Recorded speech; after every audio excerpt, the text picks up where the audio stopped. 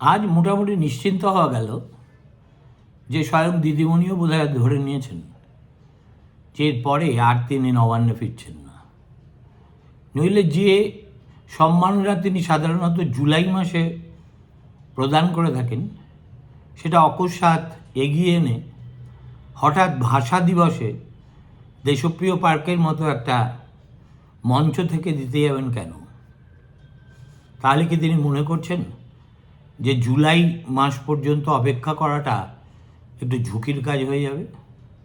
অন্যদিকে শুনলাম আজকে অভিষেক বন্দ্যোপাধ্যায়েরও কণ্ঠেও নাকি কিছুটা একটু বিষাদের সুর শোনা গেছে। তিনিও বলেছেন সবাই তো সব দিন থাকে না, ইত্যাদি এবং ইত্যাদি। কিন্তু আমি এই ব্যঙ্গবিভূষণ অথবা ব্যঙ্গরত্ন যে ব্যঙ্গেদের সাধারণত দেওয়া হয়ে থাকে এদের নিয়ে আমার কোনো আগ্রহ নেই। আমি কোনো এপিসোড করার মতো রুচিও আমার নেই, কেননা আমি জানি এই পুরস্কারগুলো কারা পান, কোন নীতিতে এদের বিচার করা হয় এবং শেষ পর্যন্ত এটা দেওয়া হয় একেবারেই একটা ঘুষ হিসেবে।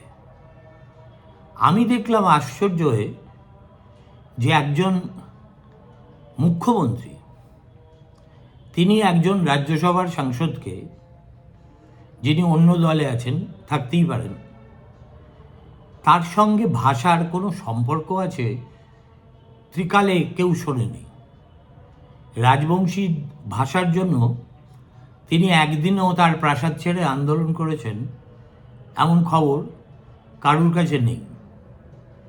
কিন্তু তার কিছু পকেট ভোট আছে এবং সেই ভোটটা আজকের এই দুর্দিনে, বিশেষ করে উত্তরবঙ্গে, দিদিমণির কাছে খুব জরুরি। এই যে লোকসভা ভোটে তৃণমূল প্রার্থী জয়ী হলো, তার পিছনে অন্তরালে সবচেয়ে বড় ভূমিকা ছিল এই তথাকথিত অনন্ত মহারাজেরই, যিনি কোচবিহার শহরের অনতি দূরে একটা বিশাল প্রাসাদ বানিয়ে থাকেন এবং যে প্রাসাদটা তিনি তৈরি করেছেন ওই অসহায় দরিদ্র নিপীড়িত রাজবংশীদের স্বেচ্ছাশ্রমকে ব্যবহার করে। কোথা থেকে এত বড় জমি পেলেন, কি করে নিজেকে রাজা বলে ভাবতে শুরু করলেন, কিসের তার এত গুমর, এগুলো আমি ঠিক বলতে পারবো না। আমার শুধু স্মরণে আছে তার এই প্রাসাদ নিয়ে এই সময় পত্রিকায় প্রথম পাতায় আমরা একটা ধারাবাহিক খবর ছেপেছিলাম।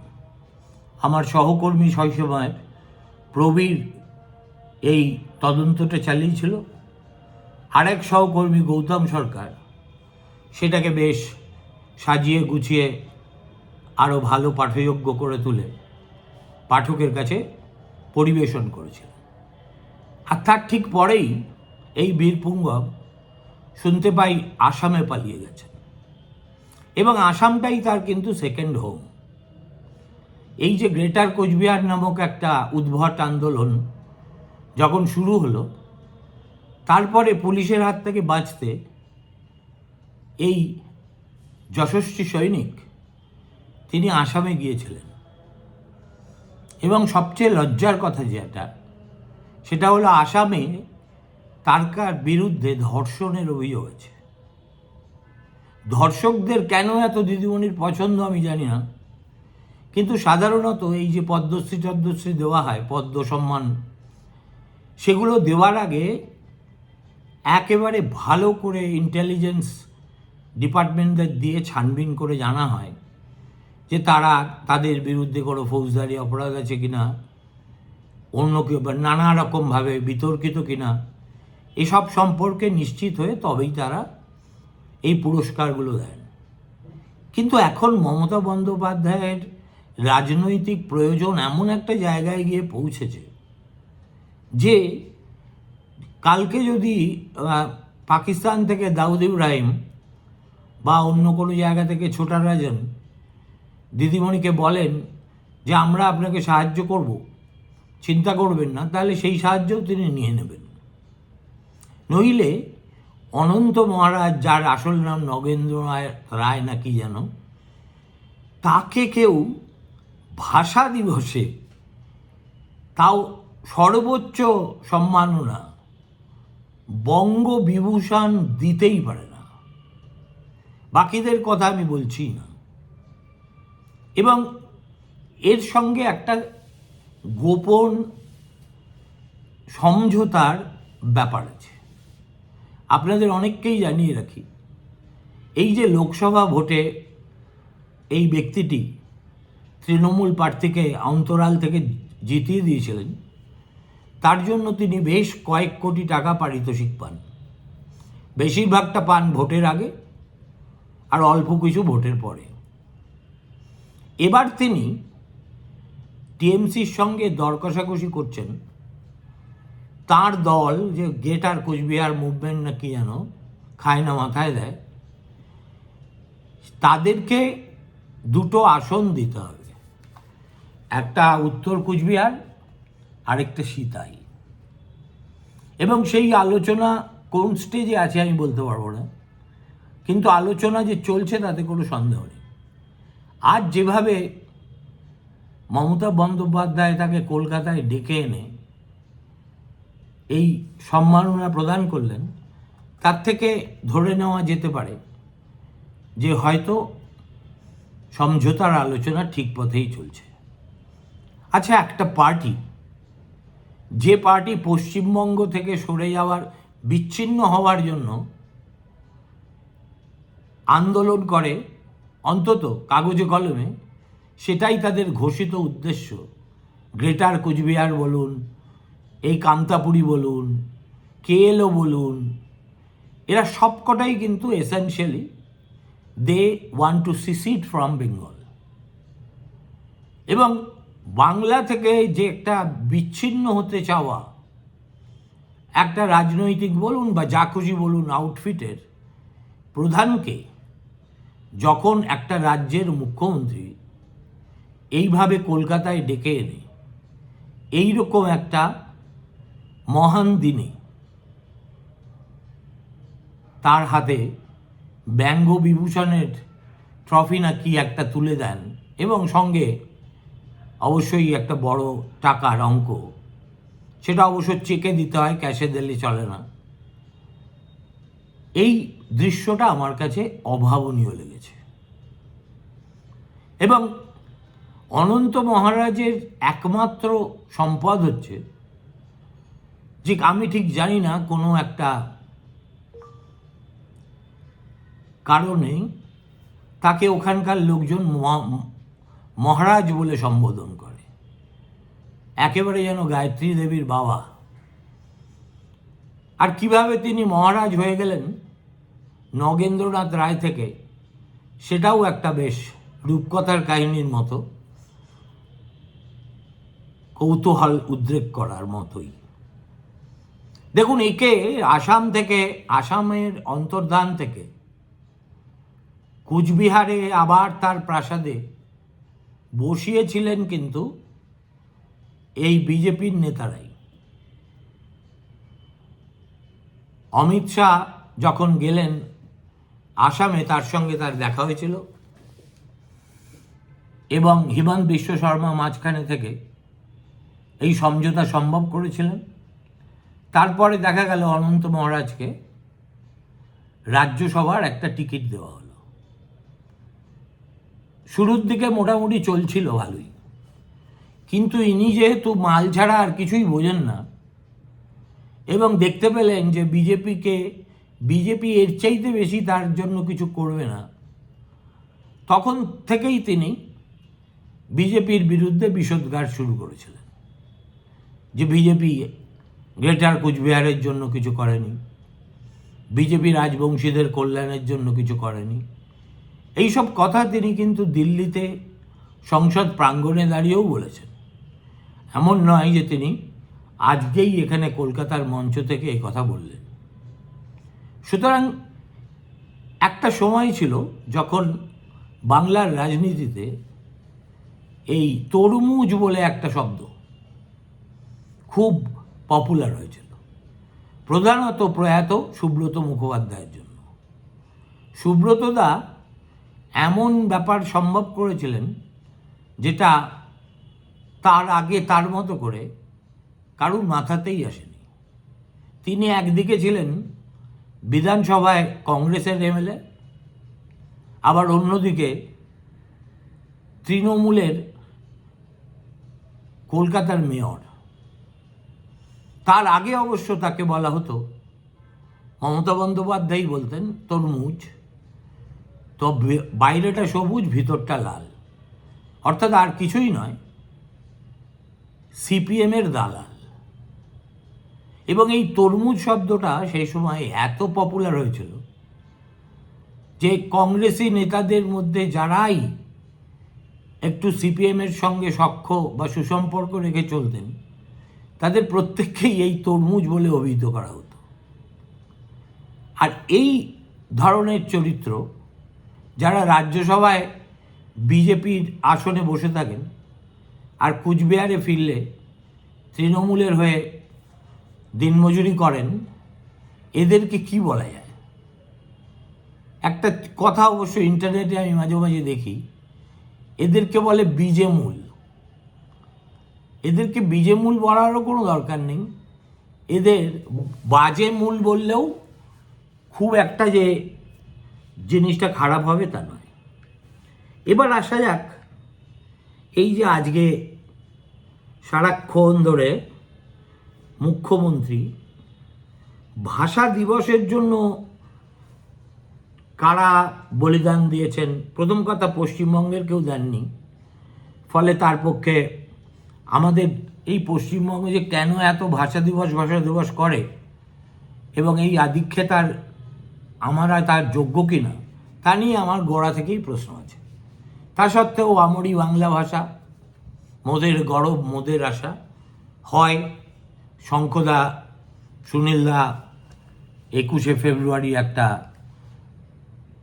কার্জন পার্কে অনুষ্ঠান হতো, অতি মনোরম অনুষ্ঠান। তারপর যেখানেই যা কিছু ভালো অনুষ্ঠান অন্যেরা করত, মুখ্যমন্ত্রী মমতা বন্দ্যোপাধ্যায় আসার পরে সবকটাই তিনি হাইজ্যাক করে নিয়েছেন। 21শে ফেব্রুয়ারির মঞ্চ হিসেবে স্থিরীকৃত হয়েছে আমাদের দেশপ্রিয় পার্ক আমার বাড়ির কাছে। সেখানেই প্রতি বছর একেবারে ভৃত্য বুদ্ধিজীবীদের সান্নিধ্যে তিনি সকালবেলার বেশ কিছুক্ষণ সময় কাটান। কিন্তু আজকে তিনি এই মঞ্চটাকেও এসেনশিয়ালি বিজেপির বিরুদ্ধে কামান দাগার জন্য ব্যবহার করেছেন এবং বিজেপি কত বড় বাংলা বিরোধী সেই কথাটা প্রমাণ করতে। এখন তিনি বলেছেন যে বাংলাকে জেতার আগে নাকি বাংলাকে করতে হবে, বাংলাকে ভালোবাসতে হবে, বাংলাকে জানতে হবে, আর তার জন্য তারপরে বাংলার উপর অত্যাচার করলে বাঙালি সেটা গায়ে মাখবে না। কি ধরনের এই বক্তব্য, এর মানে কি, সেসব এর মধ্যে যাওয়ার কোনো মানে হয় না 21শে ফেব্রুয়ারির সন্ধ্যেতে, আপনাদেরও আমি বোর করব না। কিন্তু একটা কথা অ্যাড নসিয়াম এরা বলে চলেছে যে বাংলা ভাষা বলার জন্য লোকে মার খাচ্ছে না। বাংলা ভাষার জন্য বলার জন্য লোকে যদি মার খেত তাহলে পশ্চিমবঙ্গের বাইরে থাকা আমার ধারণা এই মুহূর্তে 1-1.5 কোটি মানুষ তারাও লাঞ্ছিত হতেন। একজনও হচ্ছেন না। ব্যাঙ্গালোরে কোনো টেকি আক্রান্ত হচ্ছেন, বা গুরগাঁওতে, বা দিল্লিতে, এমনকি ওড়িশা, এলাহাবাদ, কোনো জায়গায় আপনি খুঁজেই পাবেন না। বাঙালি নিগ্রহ হচ্ছে, বাংলা ভাষাটা হচ্ছে জাস্ট একটা পরিচিতির সূচক। বাংলা ভাষার সঙ্গে আরও একটা বড় বিদ্বেষ জড়িয়ে আছে, সেটা হলো মুসলিম বিদ্বেষ। কই আজ পর্যন্ত মমতা বন্দ্যোপাধ্যায় এবং তার ভ্রাতুষ্পুত্র এবং তাদের ঠ্যাঙাড়ি বাহিনীর কাউকে বলতে শুনেছেন বাঙালি মুসলমান বলে এরা মার খাচ্ছে?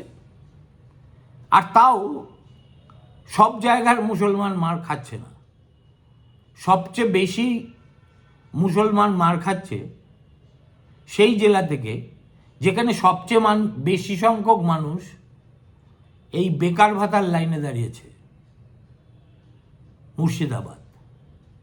মুর্শিদাবাদ, মালদা, বিশেষ করে মুর্শিদাবাদের নাম শুনলেই এবং বাংলায় কথা বললেই বাকি ভারতবর্ষের মানুষ একটু হাত মস্কো করে নেওয়ার জন্য সুরসুর করে তাদের হাত। বেয়াদবি কাজ, কিন্তু এটা তৈরি হয়েছে ওই সেই পিতা পুত্রের ঠান্ডা মাথায় কুপিয়ে হত্যা এবং তজ্জনিত রায়টের পর, যখন আমরা দেখেছিলাম দেশের ভিতরেই একদল মানুষ তারা ভিটেমাটি ছেড়ে বাধ্য হচ্ছেন গঙ্গা পেরিয়ে মালদায় গিয়ে আশ্রয় নিতে। যুগটা ইন্টারনেটের, সোশ্যাল মিডিয়ার, পৃথিবীর যেখানেই কোনো ঘটনা ঘটুক না কেন তার খবর বাকি বিশ্বের কাছে পৌঁছে যায় এক লহমায়। এই যে পশ্চিমবঙ্গের একটা বদনাম হয়ে গেছে ওই ঘটনার পর থেকে, বেচারা পরিযায়ী মুসলিম শ্রমিকদের তারই বোঝা বইতে হচ্ছে, তারই মূল্য চোকাতে হচ্ছে। সুতরাং এই যে আজকে বাংলা ভাষা বলার জন্য লোকে মার খাচ্ছে বলে দাগিয়ে দেওয়া হচ্ছে আর আসল সত্যটাকে বলা হচ্ছে না, সেটা কেন বলুন?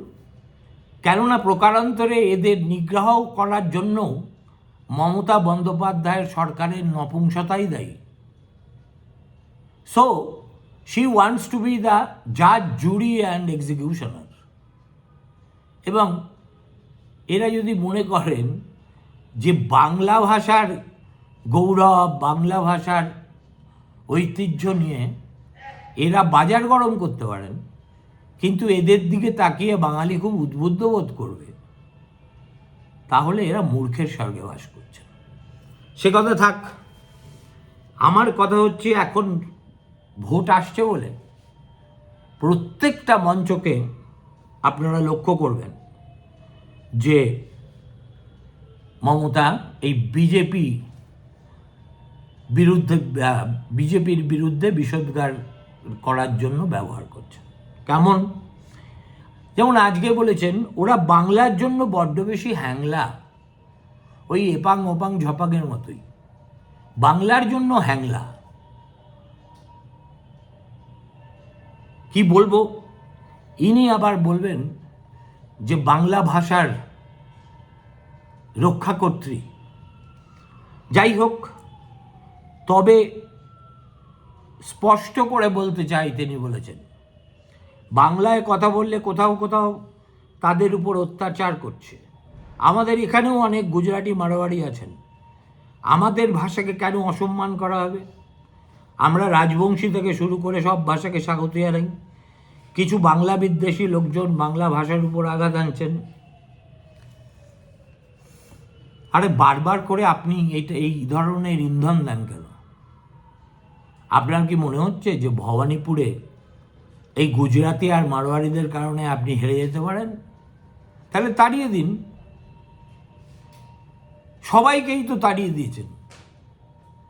পশ্চিমবঙ্গে পড়ে আছে কে? আর আপনার নিজের খাসতালুকে এই গুজরাটি অথবা মারোয়ারিদের বিতরণ করতে আপনার 48 ঘন্টাও সময় লাগবে না, কেননা সঙ্গে পুলিশ নিয়ে তৃণমূলের গুন্ডারা এই কাজগুলো করবে। কিন্তু দোহাই আপনার, বারে বারে বাঙালি নিগ্রহের ঘটনার সঙ্গে এই প্রচ্ছন্ন হুমকি দেওয়াটা বন্ধ করুন, নইলে আপনি এমনিতেই বাকি ভারতবর্ষ আপনাকে কোনো নম্বর দেয় না, আর এবার তো একেবারেই দেবে না। এবার একদম শেষ পর্যায়ে এসে দেখা যাক এই অসময়ের সম্মাননা কারা কারা পেলেন। এখন আমি যতটুকু জানি এই কিছু ইউজুয়াল সাসপেক্ট পেয়েছেন, তাদের মধ্যে পরমব্রত চট্টোপাধ্যায় ঢুকে গেছেন, যিনি এখন একেবারে ISO সার্টিফাইড তৃণমূলী। ইমন চক্রবর্তী তো ওই সব গান টান গেয়ে প্যাঁচালি এখন দিদিমণির চোখের মনি হয়ে গেছেন। আর এবার শোনা যাচ্ছে তিনি নাকি টিকিটও পেতেই পারেন। টিকিট কেন, তিনি চাইলে রাজপুত্রকে পেতে পারেন এবং রাজ্যপাটও পেতে পারেন। একটা বিধানসভার টিকিট তো দূরস্থান। এই যে এক্ষুনি পেলাম বঙ্গবিভূষণ হয়েছেন গণেশ আলুই, যোগ্য মানুষ, নচিকেতা চক্রবর্তী, লোপামুদ্রা মিত্র, বাবুল সুপ্রিয়, ইমন চক্রবর্তী, শ্রীজাত বন্দ্যোপাধ্যায়, শিবাজি চট্টোপাধ্যায়, নগেন্দ্র রায়, মানে অনন্ত মহারাজ, যারকে নিয়ে এত কথা বলল। আর বঙ্গভূষণ পেয়েছেন নন্দলাল বাউরি, মনোময় ভট্টাচার্য, রাঘব চট্টোপাধ্যায়। বাবুল সুপ্রিয়, ইমন চক্রবর্তী, লোপামুদ্রা এবং নচিকেতা, এদের চারজনকেই কান ধরে রাঘব চট্টোপাধ্যায় গান শিখিয়ে দিতে পারেন। তাকে রাখা হয়েছে পংক্তির নিচে। একইভাবে রূপঙ্কর বাগচি, তাকেও রাখা হয়েছে এদের নিচে। আর এরাই বা কেন লেলা করতে করতে এই ধরনের সম্মাননা পেলে দৌড়ে যান, আমি তা বলছিলাম। আর এটা তেলা মাথায় তেল, নিজের দলের লোকেদের তেল দেওয়া। কার্তিক দাস বাউল, অদিতি মুন্সি, পরমব্রত চট্টোপাধ্যায়, স্টার জলসা সুমন্ত বসু, জি বাংলার নবনীতা চক্রবর্তী, এরা তো সবাই, যাই হোক বাকিটা আর বললাম না। নাজমুল হক, শ্যামাচাঁদ বাগচি, কলেন্দ্রনাথ মান্ডি, সমরেশ চৌধুরী ফুটবলার, বিবেক কুমার এমনিতে এখন কোণঠাসা ব্যুরোক্রেসিতে, তাই দিদিমণির মনে হয়েছে যে ভাই ওকে একটা বঙ্গভূষণ তো দিয়ে দিই। আর একজন হলেন মৃণালকান্তি বিশ্বাস। আমার খালি জানতে ইচ্ছে করে, এই কালীঘাটের রানীমা ক্ষমতায় আসার পর এই নচিকেতা চক্রবর্তী নামক একদা সুগায়ক কতবার কোন কোন সম্মাননা পেলেন এবং তার সঙ্গে কতগুলো সাদা খামে কত টাকার চেক। কেননা এটা তো ওই তৃণমূলের ফান্ড থেকে দেওয়া হয় না, ওই আবার সেই করদাতাদের পকেট থেকেই বেরোয়। ফলে জানার অধিকার আমাদের আছে। যেমন জ্ঞানপীঠের টাকা কত আমরা জানি, এবং আরও বহু বুকার প্রাইজ, আমি আরও উপরে উঠছি না। কিন্তু এই সম্মাননার সঙ্গে যে একটা সাদা খাম গুঁজে দেওয়া হয়, আমি লক্ষ্য করে দেখেছি, তার ভিতরে কত মাল থাকে সেটা জনগণকে না জানালে আমরা মজা পাবো কী করে। ভালো থাকবেন, নমস্কার। চেষ্টা করব 9টায় ফিরতে।